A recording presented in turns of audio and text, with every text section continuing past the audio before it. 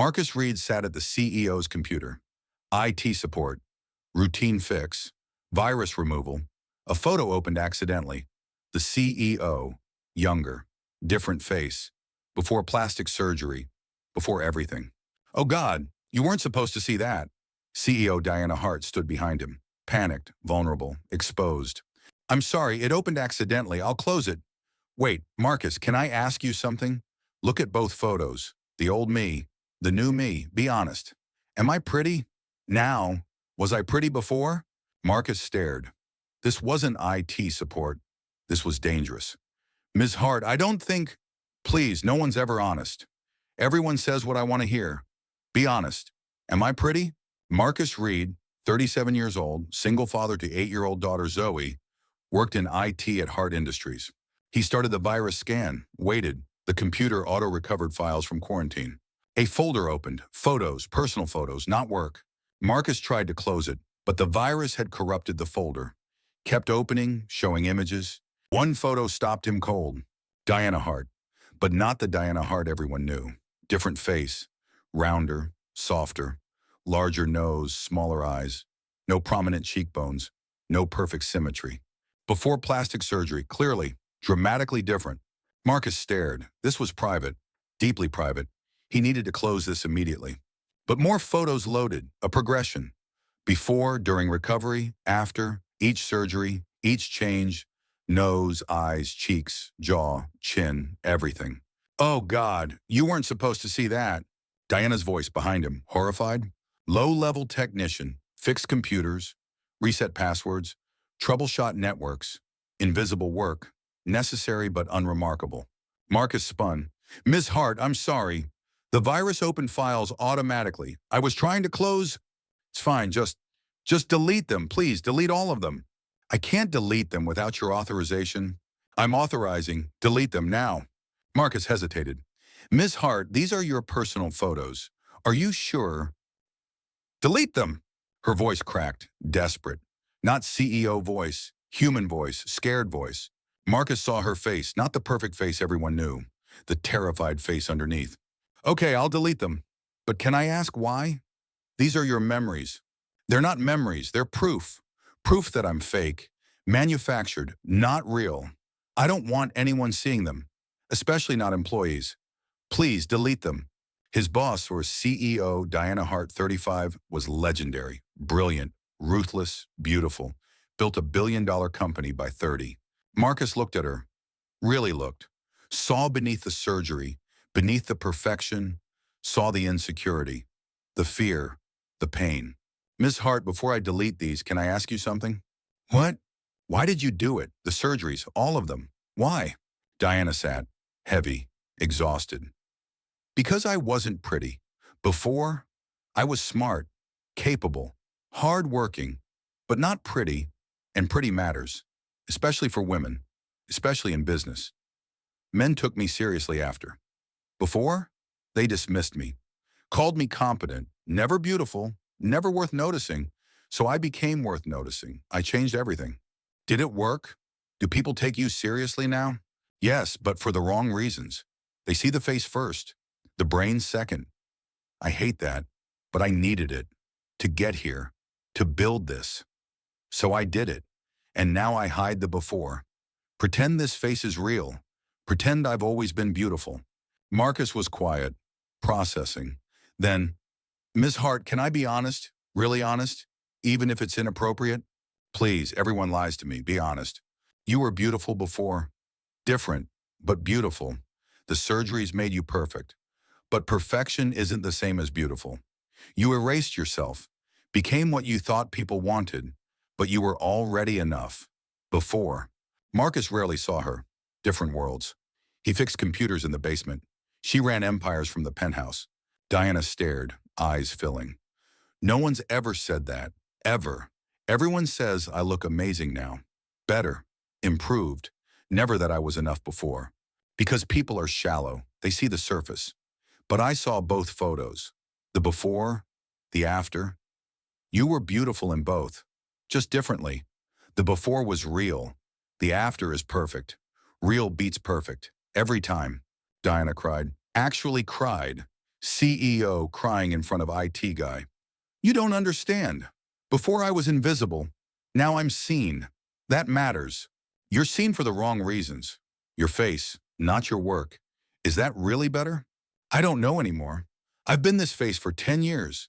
I don't remember how to be the other one. Marcus made a decision, against protocol, against sense, but right. Don't delete the photos, keep them, as a reminder of who you were, who you still are. Underneath, the surgeries changed your face, not your soul. Remember that. Diana looked at him. Who are you? Really? You're not just IT. I'm a single dad, widower.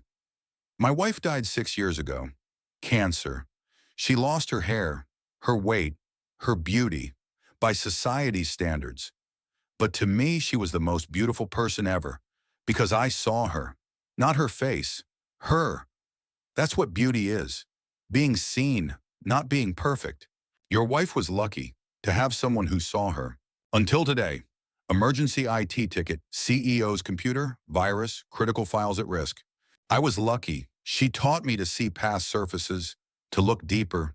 I'm trying to teach my daughter the same. That beauty isn't perfection, it's authenticity, being real, being you. Diana was silent, long, processing. Finally, Marcus, can I ask you something? And please be completely honest. No politeness, no lies, just truth. Okay, look at both photos, the old me, the new me. Be honest. Am I pretty? Now? Was I pretty before? Marcus looked at both photos. Old Diana, new Diana, both beautiful, both painful, both complicated. You're asking the wrong question. What do you mean? You're not asking if you're pretty. You're asking if you're worthy, if you're enough, if you matter. And the answer is yes. You were worthy before. You're worthy now. The surgery didn't change that. It just changed how people see you. But their seeing isn't your worth. Your worth is you. Always was, always will be. Diana broke. Completely sobbed. 10 years of insecurity, 10 years of hiding, 10 years of pretending. Marcus sat quietly, let her cry. Didn't offer solutions, just presence. Marcus, you're going up, CEO's office. Don't mess this up. After 30 minutes, Diana composed herself. Thank you for being honest, for seeing me. Both versions. No one's done that in 10 years. You're welcome. Can I give you advice? From someone who's lost beauty, who's watched it fade. Please, stop hiding the before. Stop being ashamed. You were beautiful then. You're beautiful now. Both are you. Both matter. Embrace both, or you'll spend your life hating half of yourself. That's exhausting. Believe me. I don't know if I can. Embrace the before. I've worked so hard to bury her. Then work harder to remember her. She deserves to be remembered. She built this. Not the new face. Her, the smart, capable, hard-working woman who thought she wasn't pretty enough. She was enough. Tell her that. She needs to hear it. Marcus took the elevator. Nervous. He'd never been to the executive floor, never seen Diana in person. Her assistant let him in. She's in a meeting. Fix it quickly. Don't touch anything personal. Marcus sat at her computer. Massive desk, glass walls, city views. Everything expensive, everything intimidating. Diana asked Marcus to stay, after hours. Talk more. He agreed. Easy to say, harder to do. I know my wife, after cancer. She couldn't look in mirrors, too painful. Seeing what she'd lost, hair, weight, vibrancy. She felt ugly. I told her she wasn't. She didn't believe me, until she died. Never believed she was beautiful. That breaks my heart. Still, so you understand. The insecurity, the self-hatred, the need to change. I understand, but I also understand the cost. Changing yourself to meet others' standards costs your soul. My wife paid that cost. Died hating herself. I don't want that for anyone, especially you. Diana looked at him. Why do you care? You barely know me. I'm just your boss, your CEO. Why does my insecurity matter to you? Marcus was honest. Because I see it. The pain, the hiding, the shame, and I can't unsee it. Once you see someone's pain, you can't ignore it. So I care. whether you want me to or not. That's dangerous, caring about people, especially people like me. Broken, hiding, lying. Everyone's broken, some just hide it better. You hide it behind perfection.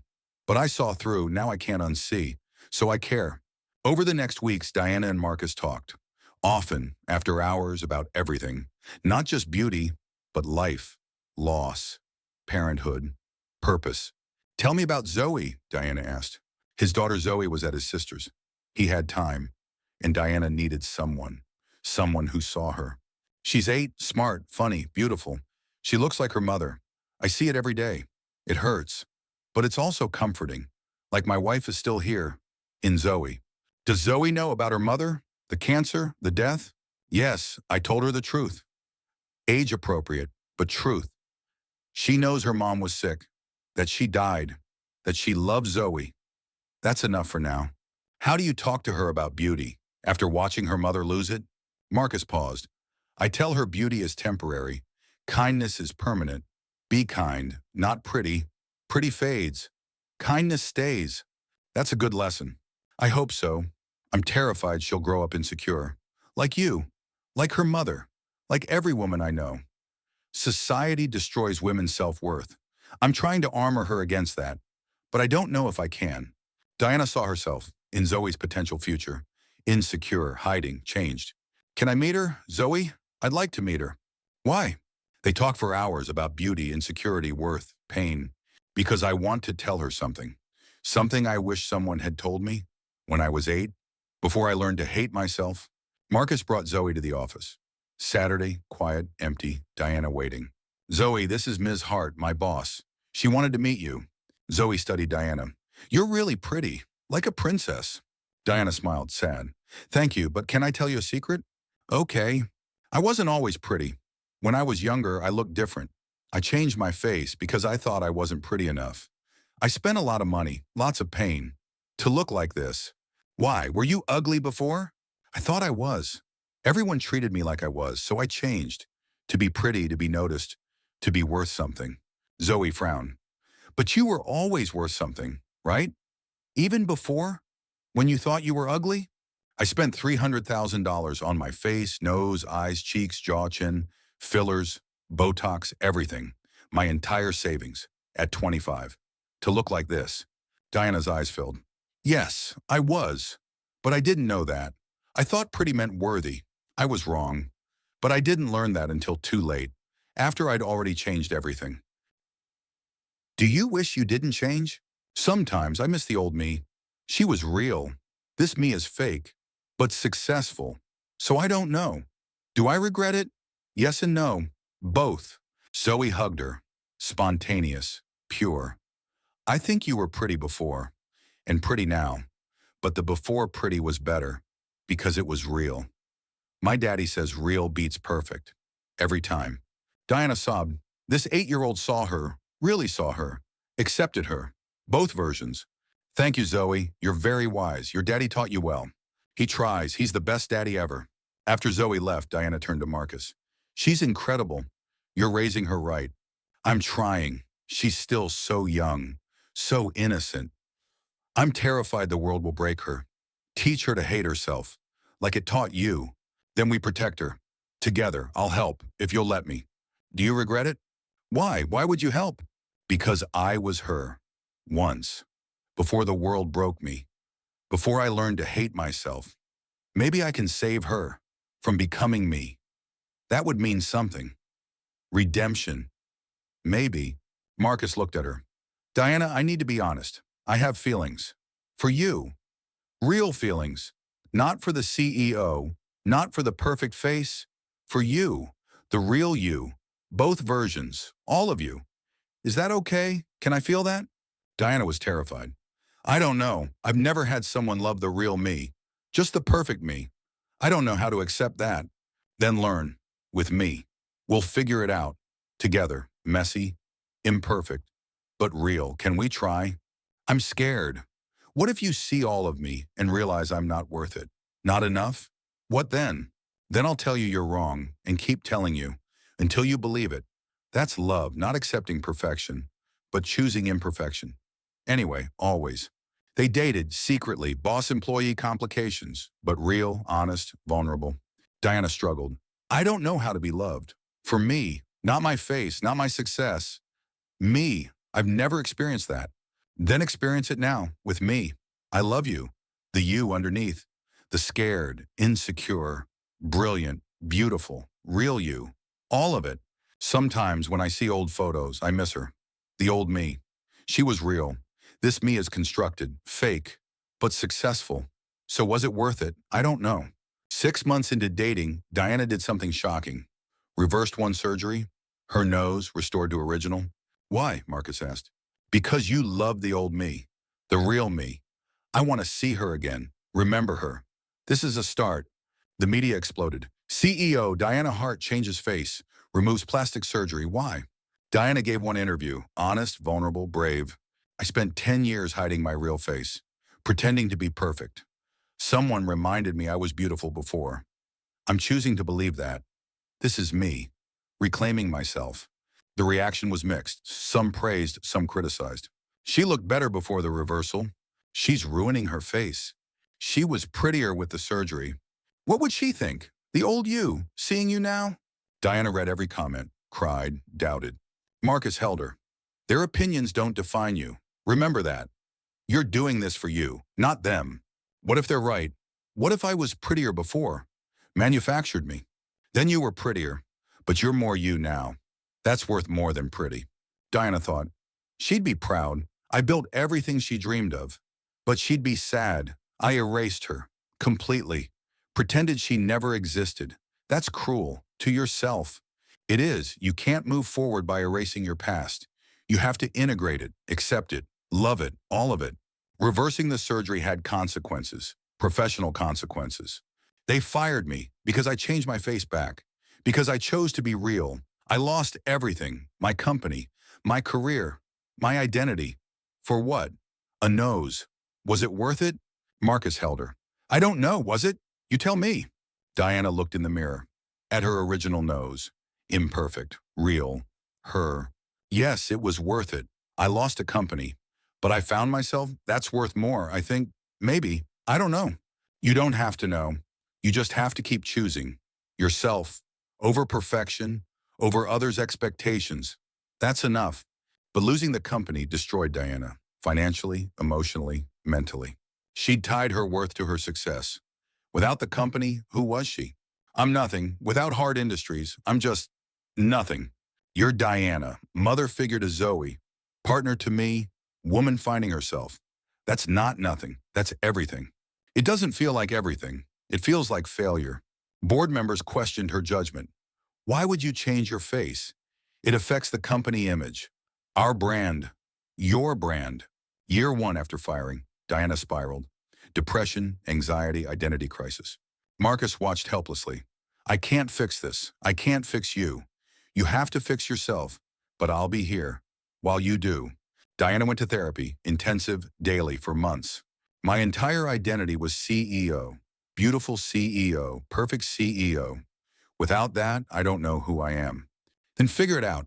Who is Diana Hart without the titles, without the face? Who is she?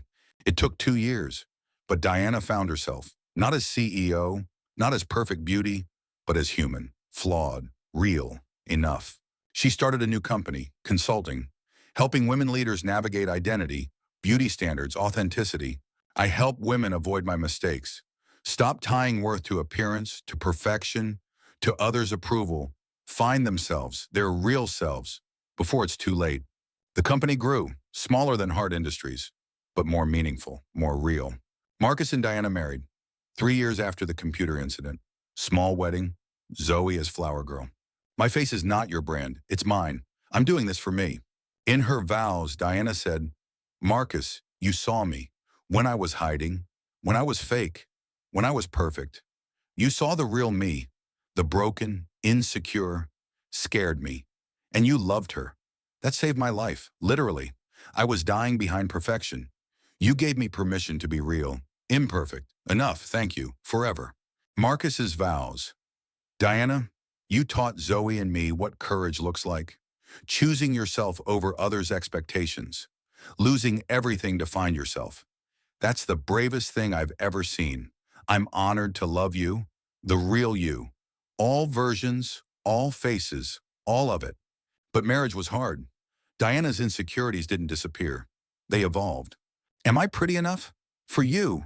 Even with this nose, this real face. You're beautiful, always. Stop asking. Start believing. I can't. Society taught me I'm not enough. That takes decades to unlearn. Be patient with me. I am patient. But Diana, you have to do the work. I can't make you believe you're enough. You have to believe it. Yourself. Year 5 of marriage. Diana discovered something devastating. Marcus's old dating profile, before they met, his preferences, petite, blonde, conventionally attractive. Diana was none of those. Not anymore.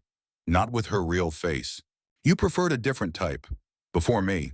Am I settling? For you? Are you settling for me? But you represent us. The company. We need you perfect. Not real.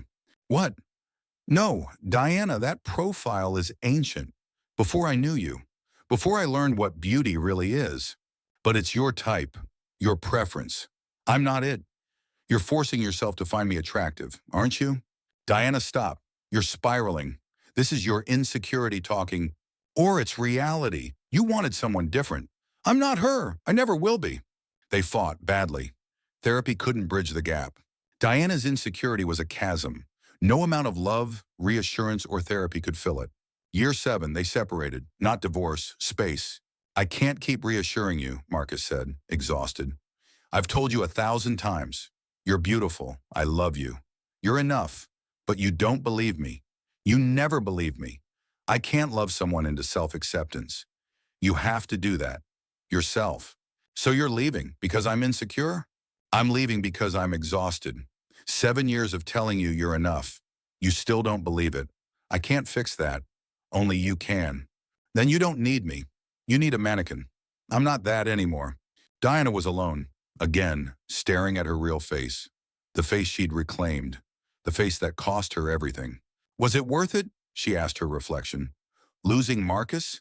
Losing the company? Losing everything? For this nose? This authenticity? Her reflection had no answer. The board voted, removed her as CEO effective immediately. You're too unstable, unpredictable. We need steady leadership, not someone having an identity crisis. Diana was devastated, fired, from the company she built, because she chose authenticity over perfection. Marcus found her, home, crying, broken. 10 years after the computer incident, Diana was 45. Alone. Successful in a smaller way, but alone. Diana's consulting business thrived, helping hundreds of women, but she was alone. Personally, romantically, completely. She dated, tried, but her insecurity sabotaged everything. Am I pretty enough? Do you really find me attractive? Or are you settling? Every relationship ended. Same reason, same insecurity, same chasm. 15 years after the computer incident, Diana had a breakthrough. Therapy, again. I'll never believe I'm beautiful. That's my truth. I can't fix that. But I can accept it. Live with it. Stop letting it destroy relationships. Can you, really? After 15 years of self-hatred? I have to try, or I'll die alone. And I don't want that. Not anymore. Diana reached out to Marcus. Not romantic. Closure. Can we talk? I need to apologize for everything. For being impossible to love. For not believing you. For wasting 7 years of your life. Marcus had moved on. Remarried. A teacher. Kind. Normal. Not broken by insecurity. They were happy. Marcus met her. Coffee shop, neutral ground. You don't need to apologize. You were struggling. I understand. But I hurt you. Made you exhaust yourself. Trying to convince me I was worthy. That's cruel. I'm sorry.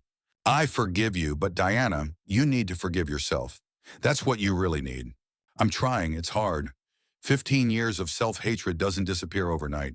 I know, but you're trying. That's enough. Keep trying. Are you happy with your new wife? Your new life? Yes, very. She's uncomplicated, secure.